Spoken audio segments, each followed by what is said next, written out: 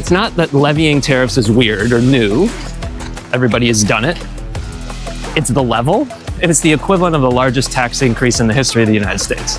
It's about to get worse. And not by like, those Lulu shorts were $5 more than they were last year. No, like they're gonna be like $40 more. We do lots of other things really, really well. Yeah. And we have better stuff to do with our labor and capital. We're gonna make everybody poor, and we're just gonna stay a little ahead of Canada. But we're all gonna be poor. So who's gonna win at the end? Nobody. I mean, it's ripe for corruption. What would you recommend that, people or especially younger generation do as we live through this economic change, just to make sure we're better prepared or positioned? Hi, my name is Kat. Join me on my morning run to talk about running, work, and life in between. I hope you enjoy this episode. Okay. Good morning, runner viewers. Yeah. Today we're doing something different. We are power walking. We're doing it for two reasons. One, every runner needs an active recovery. And two, we're discussing a very hot and controversial topic, tariffs. And our guest today is economist and University of Houston Chair of Economics Department, Dr. Dietrich Vollrath. Yeah. Thanks for spending this morning with us. Thanks for having me, and thanks for slowing it down on my behalf. Well, I'm sure that the conversation we'll get the heart rates up no matter what. Exactly. Here, So in the past couple of months, we heard so much about tariffs that at this point, I don't know whether I should stock up on Mexican avocados so I can enjoy my guacamole, or I should learn a new skill, or perhaps just chill and do nothing. And I hope that you can give us a little bit more clarity. So let's start from the beginning. What is a tariff, and why do governments impose tariffs? So at a basic level, a tariff is a sales tax but on specific things that come from other countries, right? So, you go to Target or you go to H-E-B, when you check out, you're gonna pay sales tax on everything you buy, right? That's the local sales tax. So this is gonna function for kind of you and me, like every day when we go to the store. It's gonna work a lot like having an extra tax, but on just a few of those things in your basket, like the avocados that come from Mexico.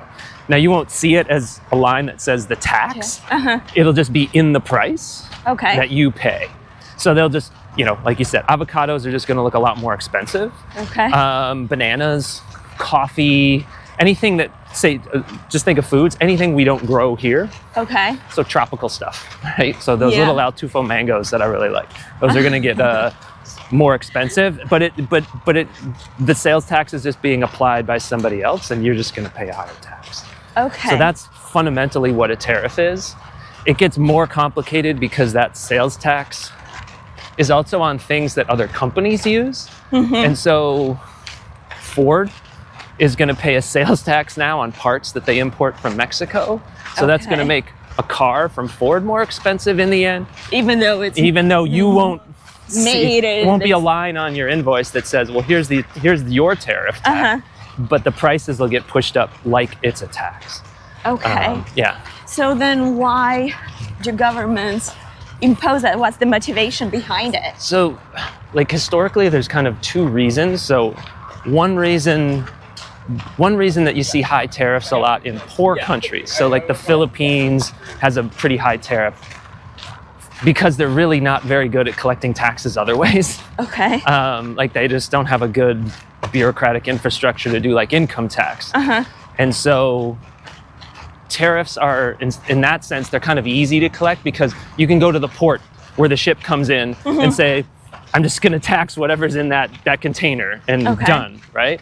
So poor countries use them a lot to raise revenue because they just aren't good at other things. And the other reason that people used them historically was, well, I wanna make sure that, say, like Latin America tried this a lot. Like, I really want there to be a car company in Brazil. But Brazilian car companies were not very good at making cars, so they were really expensive and weren't very great. So they have a high tariff on cars so that people will buy the Brazilian car rather than buying an imported Ford or GM. Okay. So countries would use them to try and protect their local industry to kind of give it a chance to get started. Those are Usually. both of those are like, those are kind of good reasons why we think that use tariffs, but those are the main reasons why people use them originally. Neither of those reasons really applies in the case of a place like the US.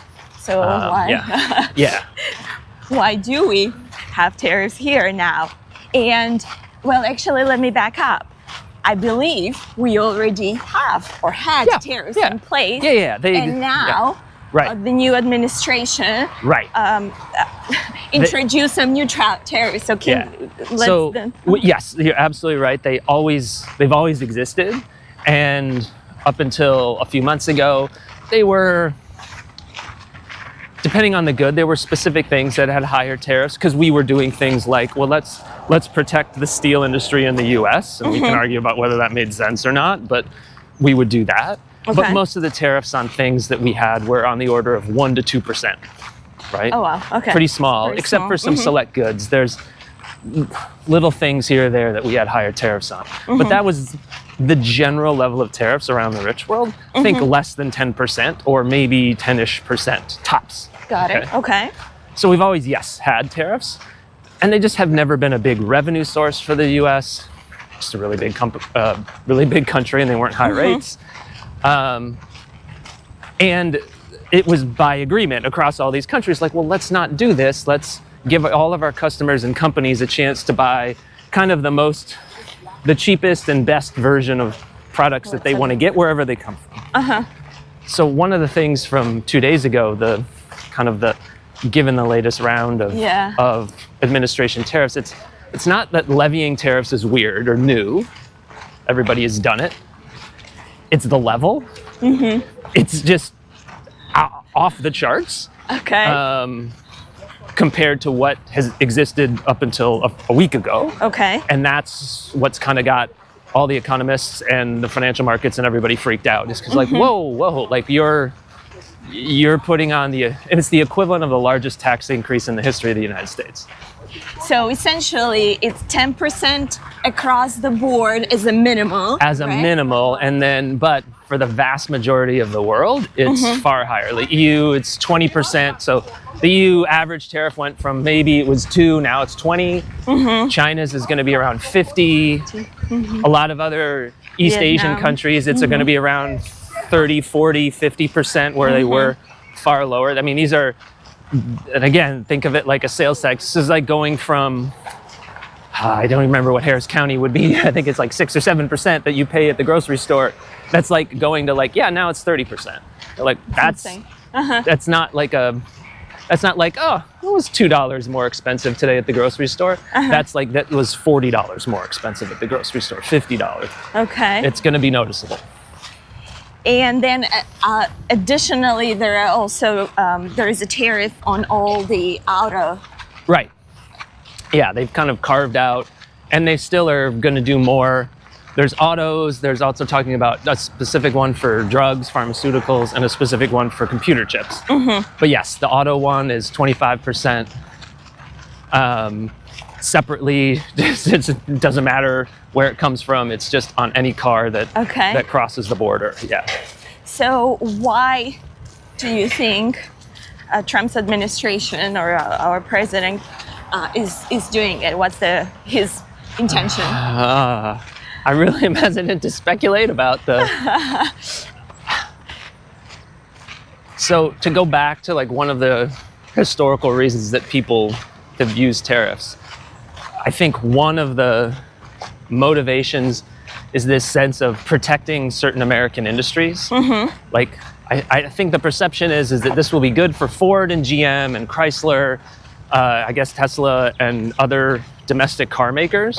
Because, oh, well, if I make Toyotas and I make Hondas more expensive, and BMWs and Mercedes, all these more expensive, then people will switch over and buy American cars. And that's okay. I mean, I guess, like, there's some aspect of that that could benefit those domestic car makers. The problem is that those domestic car makers produce a lot or buy a lot of parts and produce a lot by crossing borders multiple times. So a typical Ford will have parts that originate in the US, get shipped to Mexico, get assembled into a drive chain there, get shipped back to the US, assembled with something else, sent back to Mexico, put together in Mexico, sent back to the US.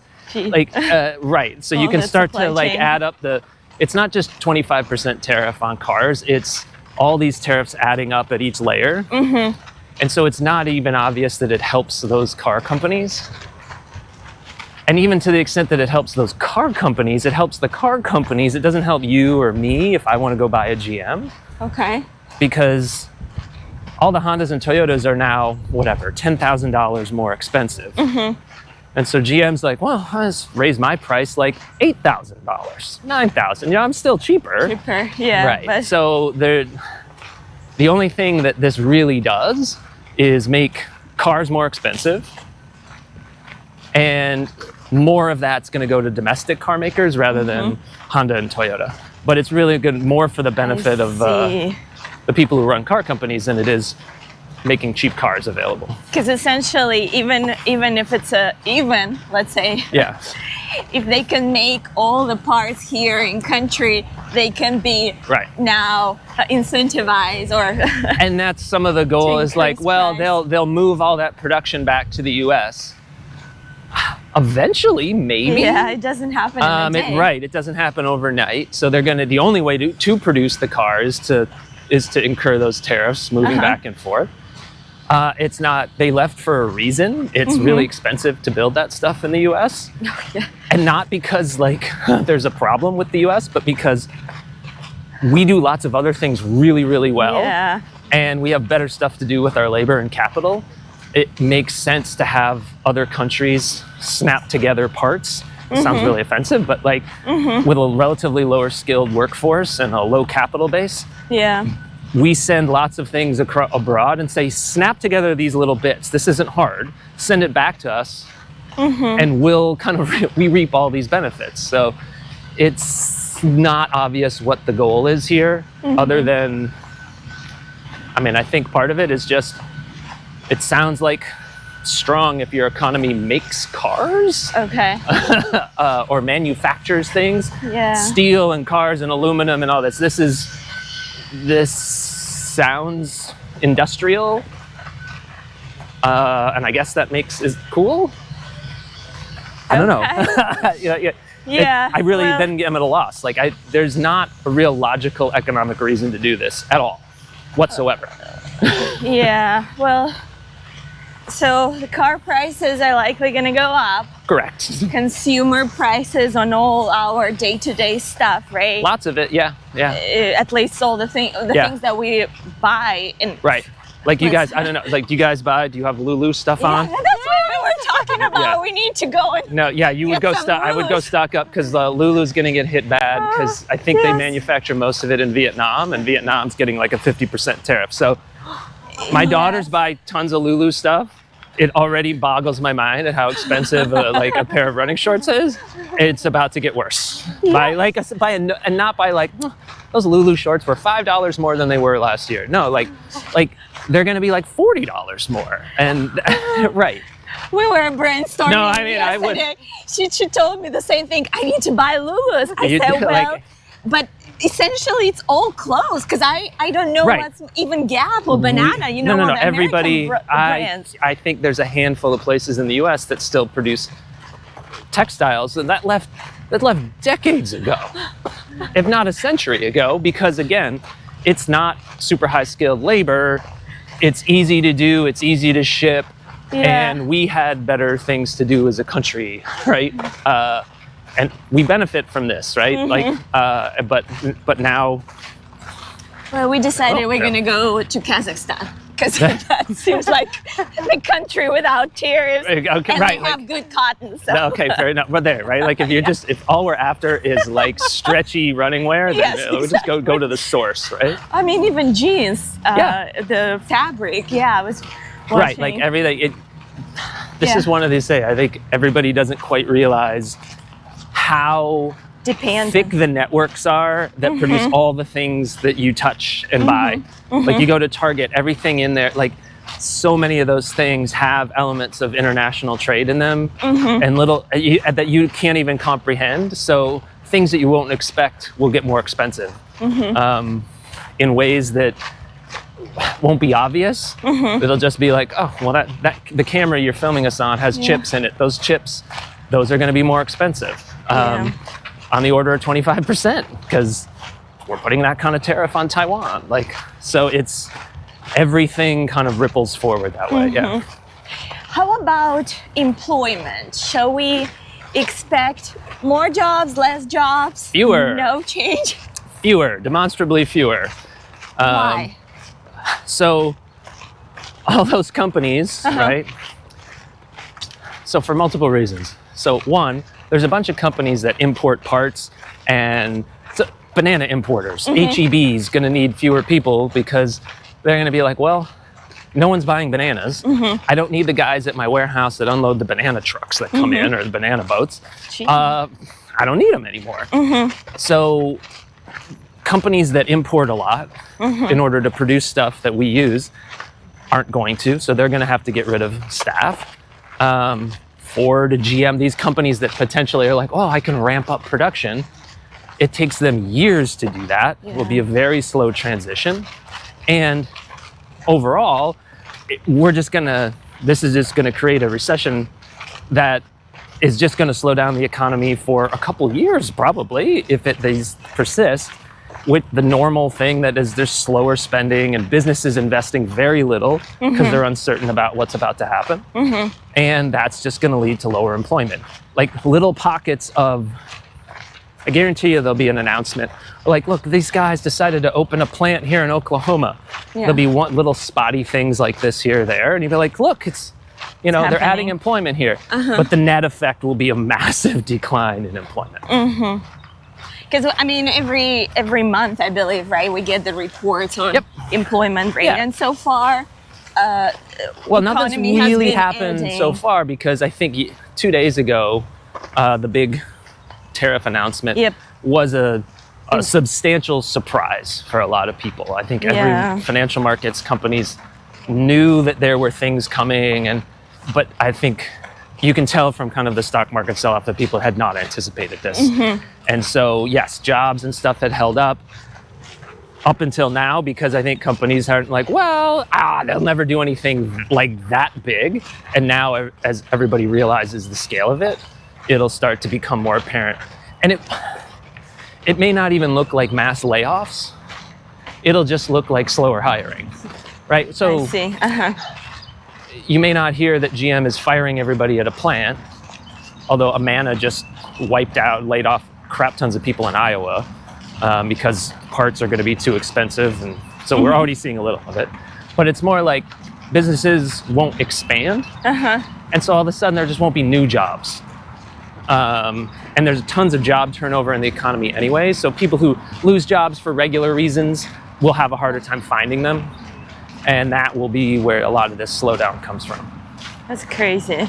And I mean, you said it, but I'll just reiterate, I guess, companies that also rely on imported raw materials or parts are going to be impacted. Correct. And they're, at best, they're going to be like, well, let's not expand. Let's not hire new people. Let's pause and not get bigger. And so now all of a sudden this generator of new jobs is cut off because they're too worried about whether they can get the parts from abroad, or maybe they can't sell their goods anymore because they're too expensive for American consumers to make it worth it. So there's a lot of reasons that employment will be much lower for a substantial amount of time because of this. So are there any historical instances where we've seen that, or is it just the only comparison? So this is the single biggest tariff increase in the history of the United States. Okay. It's by kind of numbers, like by the proposed amounts that it would raise, it's the single biggest tax increase in the history of the United States. The only comparable tariff situation was the Smoot-Hawley tariffs in the early 1930s, which were essentially the Great Depression had started, and then we poured gasoline on top of that by imposing the Smoot-Hawley tariffs. And we spent the next 5-6 years in the middle of the Great Depression, right? So, yeah, the only comparison is an example from the single worst economic downturn in the history of the United States. Wow. Yeah. So that's like the context to put this in is that's what we're talking about, right? Is the equivalent of the financial crisis in 2008, somewhere between that and the Great Depression. So economists, or let's not be broad here, your perception, I mean, shall we expect a recession? Yes. You think so? Yeah. Yeah. Unless they walk these back somehow over the next couple of weeks, you should absolutely expect a recession. There's like almost no question of it. And even walking them back, there's probably the conditions for a recession, because you think of the uncertainty these businesses have. Like, is he going to put tariffs on? Is they not? Is he going to change his announcement again in another month? They don't know, so they're not going to hire, they're not going to build, they're not going to expand. So yes, all the conditions are there. So they're postponing the decision. Yeah. Think about this, like I got to postpone until I'm sure I kind of know what the conditions are. And so that delays all this hiring, that delays all this spending, that's a recession. So yeah, we're pretty baked in for that now. Now it's just a question of kind of how soon and when. Is it this summer, or does it take till the end of this year? Unless we see unless there's some substantial walk back and rationalization of this, it's hard to, and like I said, even then, it's hard to take that seriously, because the imposition of the tariffs is so sporadic and so unconnected to any kind of clear economic motive that he could change his mind in 2 months and we're right back where we started. So, yeah. And we started seeing that some countries, not all, but some, are putting reciprocal tariffs, right? Yeah, China this morning already added a 30-something% tariff on US goods, So, shall we expect trade wars?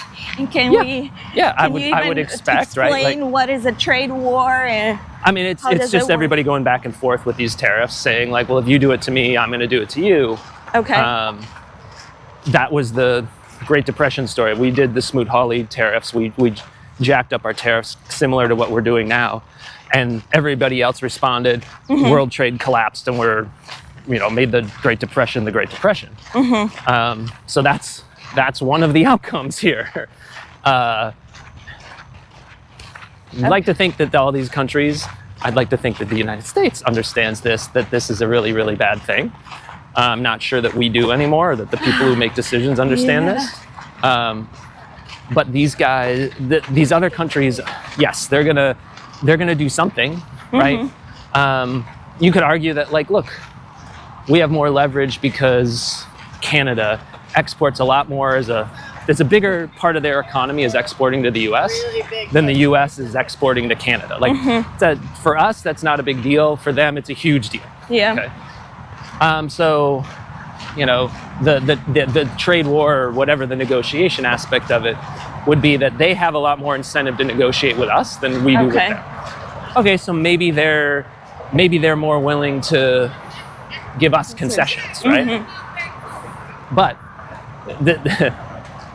this is a case of, like, we were both up here, and we're going to make everybody poor, and we're just going to stay a little ahead of Canada. But we're all going to be poor. Like, there's no winning a trade war. It's not a win-win negotiation. Right. The example I'd use here is, like, you guys run a trade deficit with HEB every week. And HEB, I'm guessing, has never, ever in its life purchased anything from you, right? So you run a trade deficit on a regular basis with HEB. Are you losing? No, you get food, right? Like, this is just how economies work. We all have deficits with lots of other people, and people have deficits with me, right? Like, like kind of my students in some sense, right? They run a trade deficit with me. They get economics lectures and all this and all this teaching, and I never buy anything from them, right? So you mentioned this term, trade deficit. Yeah, it's a terrible term. It's stupid. We should never have used it. It's the wrong way to think about trade. It's not a deficit or a surplus. A deficit implies that we've lost something. Okay. We're not losing anything. Right? But we keep hearing again on the news, and us and the viewers that are not economists or don't have that business background, we hear that there is a huge trade deficit, and these tariffs, the reason they're imposed, are going to help reduce the deficit. So what is a trade deficit, and why do we even have it? Okay, so you have a trade deficit with HEB every week. Okay. Right? Because I pay. You spend money at HEB, right? Yeah. $100 a week, call it, your groceries, right? And HEB doesn't buy anything from you. So you're not, they're exporting $100 worth of groceries to you. Okay. And you aren't exporting anything to them. Okay? True. Right? Yes. And so you have a $100 trade deficit every week with HEB. That's all it is. It's all it indicates is that you bought something from somebody. It happens to be the case with international trade that you bought something from somebody in a different country as opposed to somebody who's down the block. Okay. We freak out at borders for some reason. So I paid $100 for my Lululemon whatever shorts or my Lululemon outfit, and it happens to come from Vietnam. So now I have a $100 trade deficit with Vietnam. I also have a Lululemon running outfit. And when I go to HEB and I run my $100 trade deficit with HEB, I have a basket of food. It's not that we're not lighting money on fire, and we're not just handing them money. We're making a trade, right? And it's no different than when you go to any store anywhere around here and buy something, right? So the fact that we end up with part of the reason we have trade deficits with some countries, we have a trade deficit with Costa Rica. Why? Because they grow coffee and we don't.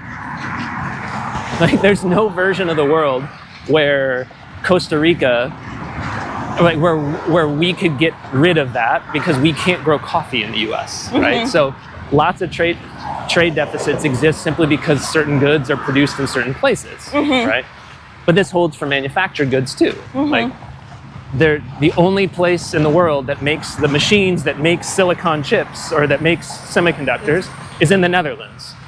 So if you want to build semiconductors, even in the US, if you want companies to open up chip factories here, you're going to run a trade deficit on that dimension with the Netherlands.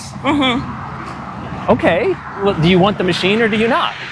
That's, if you want the machine, you're going to pay them the $100 million for that machine, and then you have the machine. We kind of forget that we get stuff in return for this money. So yeah, trade deficits is just not something you should lay awake worrying about. But isn't it that when you have a deficit, it's like you have a debt, and you have to serve the debt, right? Sure. So there is an interest that you have to pay. So perhaps that gets very expensive. And so in the very worst case, like if you were really irresponsible with your money, so if you go and buy a car, right, and you borrow the money to buy a car, you're getting the car right away. So again, you're running a trade deficit with whoever you bought it from, right? Like I bought a Jeep, I ran a trade deficit in 2022 with Chrysler. Okay. And they loaned me the money to buy the car. But I get the car, right? I've been driving that car the whole time. Yes. Chrysler has an asset now, right? Like I owe them money, right?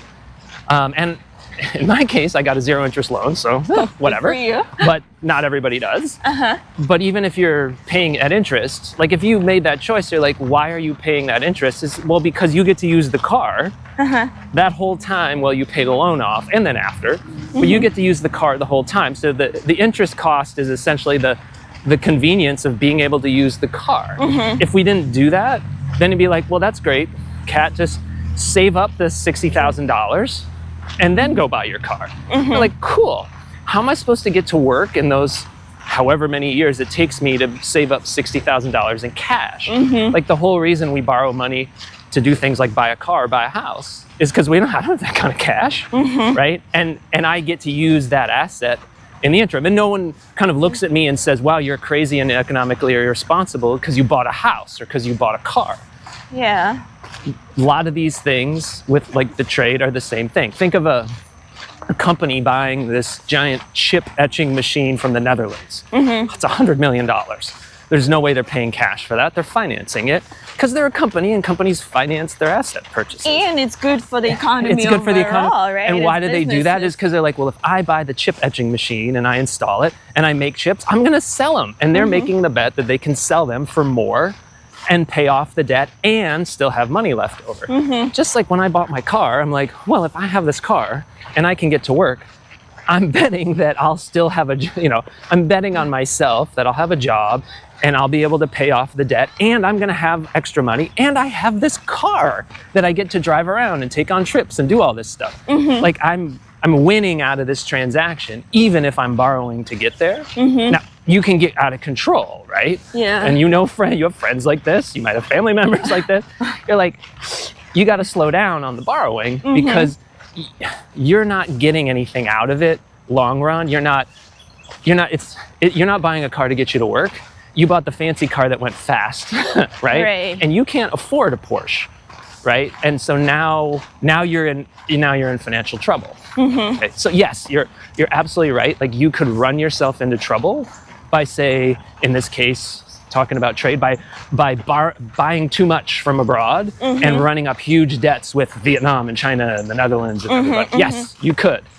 We aren't anywhere close to that, right? We're not anywhere close to that. We're not in that case, and we know that because people keep lending to us, right? And if you had bought a Porsche or a Porsche or a Land Rover and went to go buy a third car, no one would lend you the money anymore. So we're like, this is totally irresponsible. You're never gonna be able to pay me back. You don't even need 3 cars. We're not in that case, right? People are happy to lend to the US and you lend to US companies and consumers because we keep paying them back. And we're using a lot of that stuff that we buy to keep our economy growing. So there's really, yes, in theory, you can get into this bad space. In practice, we're not anywhere close. Because last time I checked, the end of 24, the trade deficit was 19 billion. Yeah, sure. Is there a number that is considered bad or worried about, or is it more of economic climate when just like you said, it's more right, like companies don't want make the same assessment like with like buying a car, right? Like when I spent $50,000, we'll call it, just as a round number, when I bought a Jeep. Is that a lot?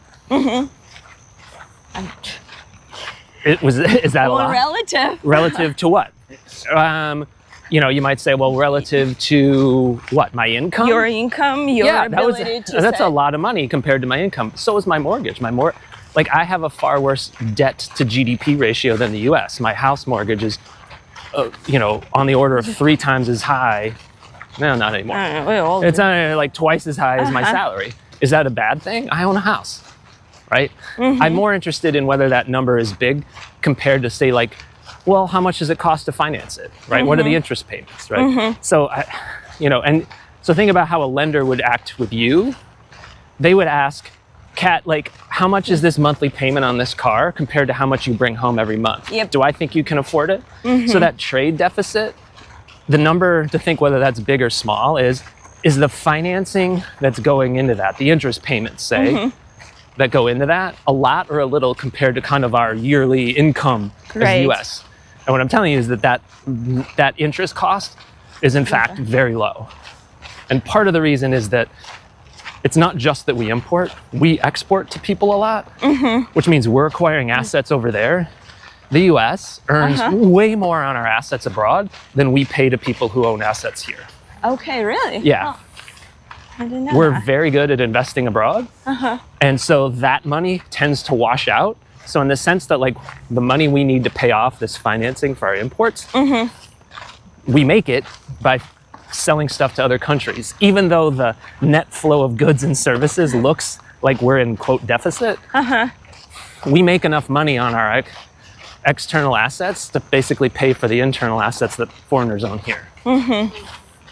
So yeah, we're not, in that sense, like the banks would continue to lend us, right? Like Chrysler will lend me money to buy a car. Oh yeah, I get so many letters. They want to, right? Like, and once you kind of have a stable job and everything, people are happy to loan you money. And then once you prove that you can pay once you prove you higher, pay it off, they'll lend you even more. Right? Yeah. Well, and which is essentially seems like the basis of the U.S. economy, and It's the basis of every economy.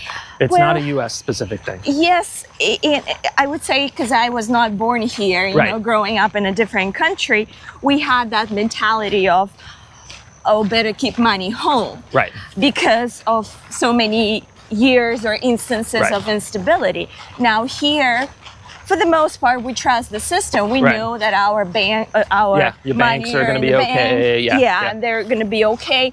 And so I almost had to teach myself to not pay cash, but use the system smartly.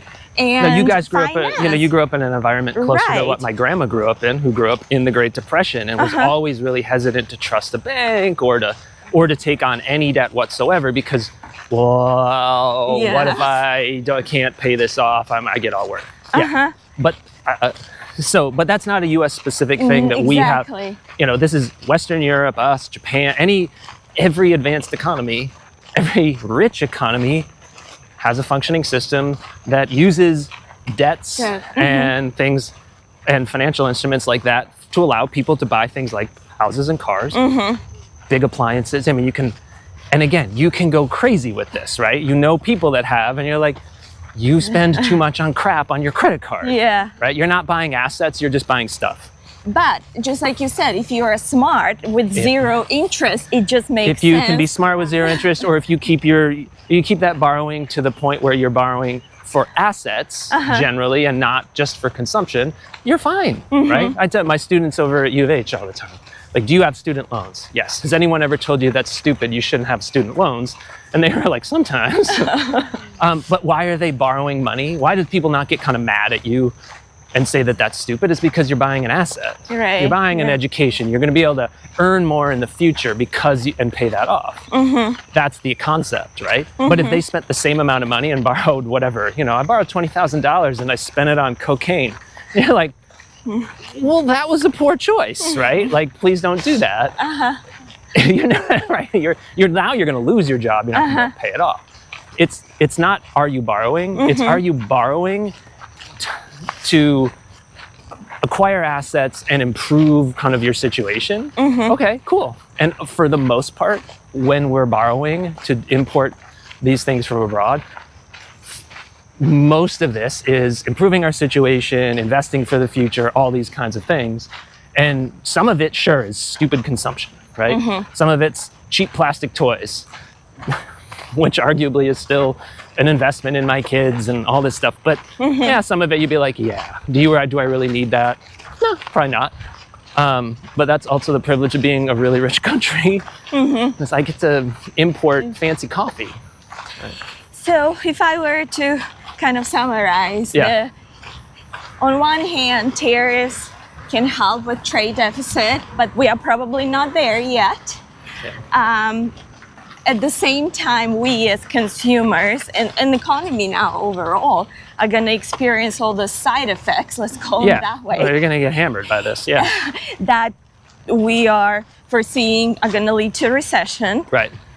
So who's going to win at the end? Nobody. Nobody? Oh. I mean, on some small dimension, there's a handful of owners of certain American firms that might benefit because they're able to increase their market share. Or, I mean, the most likely beneficiaries are people in the administration who are able to extract payments in order to negotiate lower tariffs, right? Because what is happening this week is that foreign governments are calling up people that they know in the administration saying, what can we do in order to get a lower tariff rate on our stuff? We're freaking out. Like, well, I mean, it's ripe for corruption. So the only people who are going to win are the people who get to extract those those side payments, but this is just purely a loss, right? Like there's no, well, there's a silver lining. There's no silver lining to this.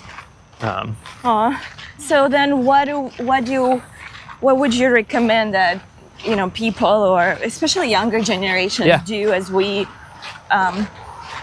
live through this economic change, just to make sure we're better prepared or positioned? Learning a new skill? I mean, this is always like the trite answer, which is like, well, you're gonna have to be flexible because the job market might look different. True. And it is, but and that's hard, right? Like, what do you tell my kids who are in college right now, who have already kind of like chosen paths? Like, it's hard to shift because we don't. And this is where the uncertainty comes in. Shift to what? Like, I don't know what what's going to happen. So I think, the one thing you could talk about is, and people are going to do this anyway, which is you should probably be careful about taking on big financial obligations, buying the car, buying the house, because you don't know whether you will now be able to pay that off. But that's exactly how the recession, right? Like, you can't escape this cycle, because the wise thing to do when you think the recession is going to happen is the thing that makes the recession happen. Like, it's a self-fulfilling process. Like, every recession works kind of like that. So, and you should do that, right? Like, you can't be the noble ones. Like, no, I'm going to go ahead and borrow this money that I'm not sure I can pay back to buy a new car because that'll help the economy. Like, yeah, but that'd be dumb at this point, right? So changing a job is also not a good. Right. So you would be like, people are going to get more scared to say leave a job that they don't like because they're like, well, I'm not getting a new one. So it's gonna, and all that stuff just feeds into this slowdown. So kind of the right answer for individuals turns out to be a tough situation in the aggregate, but that's because we kind of got shoved into this corner by the tariff policy. Well, not a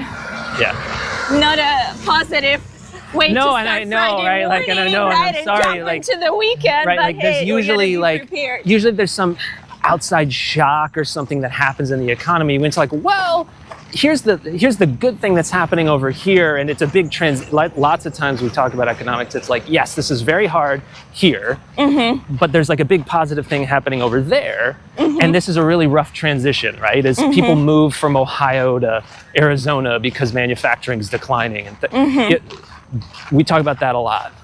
This isn't that kind of case. This is just purely negative. Like, the shock is just we're just gonna make things worse. We're like, okay. There's no big upside waiting on the other side. Well, so yeah, sorry, Friday. I'm making a Friday kind of suck. It's okay. We discussed a lot, and you clearly have to have a lot of information in your head to keep that mental side running. So what do you do, or how, to keep it running? Well, not literally run. I told you, right? Like, I've kind of hurt myself, but you were a runner before. I was, and I think I said when we talked before this, like, my conception of myself is as someone who runs, even though I haven't run in a couple runner years. Identity. Yeah, runner identity. Yeah. No, I go to the gym a lot. We try and stay, my wife and I both, really active. COVID was like not like a wake up call, but I turned 50 right in that period, and my wife was reminding me, she's like, hey, you should start doing things like lifting more weights. Because you're gonna start I'm already degrading and like losing muscle mass. So like kind of changed up. I was never like go to the gym and like lift weights guy, because I was always the skinny kid who could run. And so I've been doing that a lot more. And walking too. And a lot of walking around campus. In the summer, we go up to Vermont a lot. We hike a ton. So we stay moving. And that's, for me, it keeps the mental part lubricated and going, right? Like, I don't know, you guys maybe have that same feeling when you're running or you're walking. Like, your brain just seems to operate at a different level. Yes. Because I think it helps me focus in a way. And sometimes it's cool to just let it wander. You have cool ideas or cool thoughts. You just kind of follow them up because you're like, well, I just got nothing to do here other than, knock off this next mile. Like, I don't know, let's just think about it. So it's I don't know, I think it keeps your brain kind of operating at max capacity. We hope this episode will inspire you to stay active and never give up.